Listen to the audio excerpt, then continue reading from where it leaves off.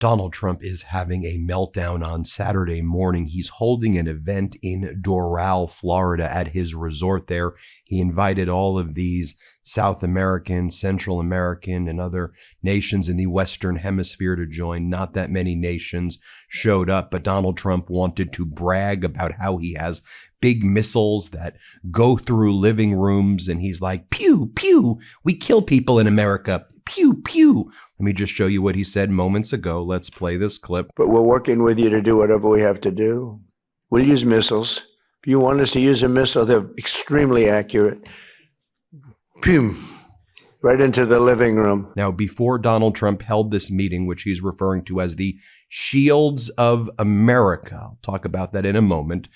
Very early in the morning, Donald Trump posted a deranged message saying that Iran surrendered, which Iran did not surrender.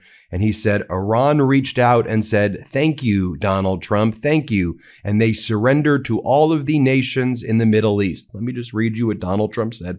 None of this is true, but I'll read it for you just so you can see how utterly deranged he is. He says, Iran, which is being beat to hell, has apologized and surrendered to its Middle East neighbors and promised that it will not shoot at them anymore. Just pause there. Iran currently is shooting at their Middle East neighbors. In Saudi Arabia, they're trying to shoot down those drones. In Dubai, I'll show you the video right here. Iran struck at the Dubai International Airport, almost hit the tarmac. You can see right there what took place. Bahrain is being shot at by the Iranian Shahed missiles, and the neighboring countries are still being attacked by Iran. All Iran said is that if you have U.S. interests in your country, we will be attacking you so long as you are helping the United States against Iran. If you're not helping, we will no longer attack you. And their message was essentially directed at Oman and Azerbaijan, not any of the other countries. But, we have a massive liar who is covering up a child sex trafficking ring in the Oval Office, who's now in Doral, Florida, saying, pew, pew, pew, I do missiles, pew, pew, pew. Also, I'll show you in a moment, Donald Trump's like to all the leaders, I don't want to learn your language. And then Pete Hegseth's like, I speak American, not your language. I kid you not. That's what went down. I will show it to you. Donald Trump goes on to say, this promise was only made by Iran because of the relentless U.S. and Israeli attack.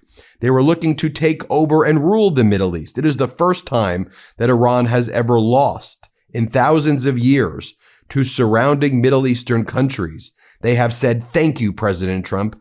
I have said, you're welcome. Iran is no longer the bully of the Middle East. They are instead the loser of the Middle East and will be for many decades until they surrender or, more likely, completely collapse. Today, Iran will be hit very hard, under serious consideration for complete destruction and certain death because of Iran's bad behavior, are areas and groups of people that were not considered for targeting up until this moment in time. Thank you for your attention to this matter. I mean, the guy is just completely deranged. In addition to some of those other attacks by Iran this morning that I've been talking about, it should also be noted that Iran says that an oil tanker struck in the Strait of Hormuz was done after this oil tanker ignored naval warnings. As you know, at this point, diesel price through the roof, your gas prices going through the roof right now. And Iran's Revolutionary Guard says they are waiting for U.S. forces. They dare U.S. forces to escort ships through the Strait of Hormuz, a strategic waterway where 90% to 95% of the ships are not getting through. 20 to 25% of the crude and liquefied natural gas that goes out to the world goes through there. And now in response, Donald Trump and his despicable regime have removed a lot of the sanctions on Russia, allowing Russia to sell its oil on the market to attack Zelensky and Ukraine with the money they make from that, while the United States is asking Zelensky for help and how to shoot down the Iranian Shahed drones. This has been a massive gain for Putin and Russia, this disastrous war here in the United States. Iran is saying, by the way, Russia and China are helping Iran find the U.S. targets, and they're helping Iran get the coordinates to do that. We recommend, says Iran, that before making any decisions, the Americans remember the fire of the American supertaker Bridgeton in 1987. So again, all the president of Iran, Pezeshkian, said is, one, we reject surrender. That's the first thing he said. Let me be clear. His address is, we reject surrender. If you help the United States, we will continue to attack you. If you don't help the United States, we won't attack you anymore, is what his statement was. So what else was Donald Trump saying at that Shield of America's meeting? Again, they're calling it the Shield of America. What a bizarre thing to call it. Also, I think it's notable that the Shield of America's soundtrack of like what music was playing. It was Sinead O'Connor's remake of the Prince song, Nothing Compares to You, a Prince original about lingering heartbreak. And Sinead O'Connor has been a very big critic of Israel and the Trump regime. So Trump's using her music. Just goes to tell you a lot about Donald Trump right there. Going through, again, what went down at this Shields of America event that was just held moments ago. Let me show you what else was said. Donald Trump's like, people may say, oh, you're militaristic. I'm not militaristic. I solved 8 wars and maybe another one. Here, play this clip. They'll say, oh, he's very militaristic. I'm the one that ended 8 wars. I'm the one that, and we have another one coming, I think. The easiest was that, and that was just, and you know, as you would understand this, the hatred between Putin and his counterpart is so great, okay? It's so great. Also, Donald Trump started shaking the hands of a lot of these world leaders and doing that weird like tug thing that he does where he like grabs the hand. As Ron Filipkowski says, who taught him this stupid thing? A war, like a tug of war handshake? He just makes us all look like an utter idiot. Then when Donald Trump was speaking about Mexico, Donald Trump said, I like the president of Mexico. She's beautiful. She's a beautiful woman and she's got a beautiful voice. And she says, no, no, no, Donald. No, no, no. I mean, how sick is he? He's like, and Donald's like, I'm saying yes, yes, yes. And she says, no, no, no, I don't want that, Donald. Do not come in and invade my country. And I say, I'm going to invade your country. He's a sicko. He is a sicko. Just play the clip. Look, it all comes, it's coming through Mexico. And I like the president very much. She's a very good person. She's got a beautiful voice, a beautiful woman, but beautiful voice. President, president, president. I said, let me eradicate the cartels. No, no, no, please, president. We have to eradicate them. We have to knock the hell out of them because they're getting worse. They're taking over their country. The cartels are running Mexico. Also, Donald Trump to the Latin American leaders, he says, I'm not learning your damn language. Here, play this clip. In the months ahead, and it's so good that we got to know so many of you. I mean, we're so many. And I'd love to get to your countries at some point. Marco loves going to your countries. He's always at one of these countries. He likes your countries the best, okay? You know, where are you? I'm in Chile. Oh, good. How's Chile doing? Good. He likes it. He feels very calm. We all like him, right? It helps. He's got a language. He's got a language advantage over me because I'm not learning your damn language. I don't have time. I was okay with languages, but I'm not going to spend time learning your language. That much I won't do. Just give me a good interpreter. Interpreter, very important. Then he whines and says that there's a rigged election and everything is rigged. Here, play this clip. So we did eradicate ISIS. Now, during the 4 years, we had a rigged election. You probably read about it, probably heard something. So it gave me 4 years to contemplate and to stage my comeback. I staged big comeback. Then Donald Trump praises Treasury Secretary Scott Bessent. As well by Secretaries Pete Hegseth, Scott Bessent. Scott, thank you very much, Scott. Oh, it has to be a big deal if you're here. Well, he controls the purse strings of the country. You know, he goes on television and he just soothes everybody. He did it yesterday. The prices were going. He got on. He's a soothing person. He's actually a killer, but I don't want to say that. No, he's a soothing person. He goes on television. Right, Pete? I think nobody better. So we could use him for war every once in a while, you know, soothe. Although we don't really want that kind of a personality for war. We want your personality for war. You're just perfect. Then Pete Hegseth says, I only speak American, Donald. Listen, I'm not speaking your languages. What kind of languages? I speak American. Again, just absolutely humiliating. Here, play this clip. Is he better in Spanish or in English? I think he's better in Spanish. I mean, it's great. Pete, please. Thank you, sir. Mr. President, I only speak American. That's right. I speak Cuban. And then he keeps on like making these hand signals that look like, I think you know what they look like. And he's like, for far too long, our gaze has been on other areas of the world. Now our gaze is here. It's the Don Rowe Doctrine at the Department of War.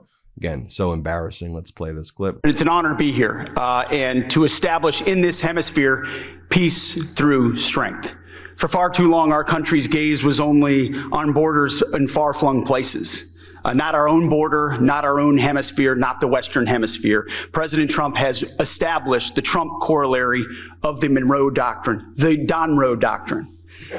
And the War Department is implementing it as fast as we can. Then Donald Trump talks about invading Cuba. He's like, 4 of you said, please, Donald, will you invade Cuba? And I said, soon I will invade Cuba. Here, play this clip.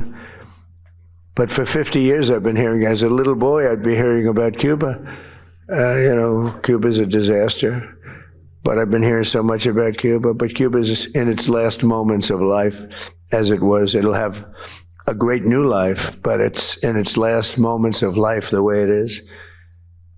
And but our focus right now is on Iran. And we'll do that. I would say, what will you do? Take about 2 days off, Marco? No, he won't. Maybe an hour. He'll take 1 hour off, and then he'll finish up a deal on Cuba. That'll be an easy one. But it'll be the entire region that we're doing that. Many of you have come today, and they say, I hope you can take care of Cuba, because you've had problems with Cuba, right? You mentioned. I was surprised. But 4 of you said, actually, could you do us a favor? Take care of Cuba. I'll take care of it, okay?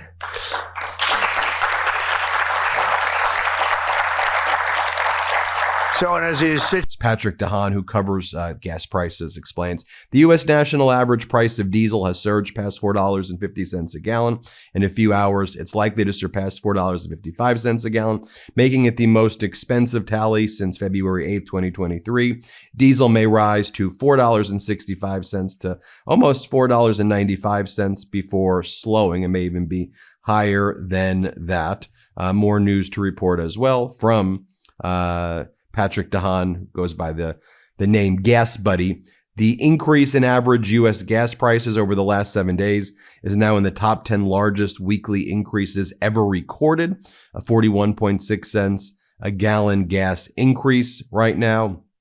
And we all knew, all the intelligence suggested that Iran would not surrender, that, Trump and Israeli decapitation strikes would not oust Iran's regime. Washington Post reports how there was intelligence reports circulating within the White House and from the intelligence community that was ignored, outlining succession scenarios resulting from either a short or extended U.S. military campaign.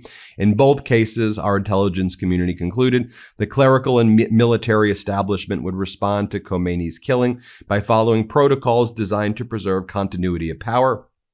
The report says that the prospect of Iran's fragmented opposition taking control of the country is unlikely, raising doubts about Trump's declared plan to clean out Iran's leadership structure and install a ruler of his choosing.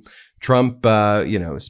spy agencies, doubts about Iran's opposition, seizing power have also been referenced in New York Times and Wall Street Journal, and the intelligence community's involvement in analysis of potential outcomes of small and large-scale offensive have not been previously reported.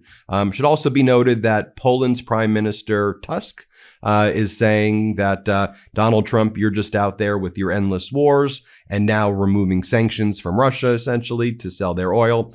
who's benefiting here? You're basically helping Russia. Should also be noted that our FBI was and our FBI and our intelligence community are refusing to provide reports showing how there's a heightened risk of terrorist attacks here in the United States right now as a result of Donald Trump strikes in the Middle East, because Donald Trump and Kash Patel don't want that getting out there and circulating, but it leaked anyway. And so we know, it should be an obvious thing that that's a possible outcome from Donald Trump's war in the Middle East right now. And as you all know, on Friday, there were those horrible job numbers. Front page of the Wall Street Journal talks about how February job losses signal big trouble for the economy, and labor report flashes a major warning sign right here as Donald Trump continues to cripple our economy as well while doing all of these wars. Let me know what you think. Hit subscribe. Let's get to 7 million subscribers, and thank you all for watching. Want to stay plugged in? Become a subscriber to our Substack at MeidasPlus.com. You'll get daily recaps from Ron Filipkowski, ad-free episodes of our podcast, and more exclusive content only available at MeidasPlus.com.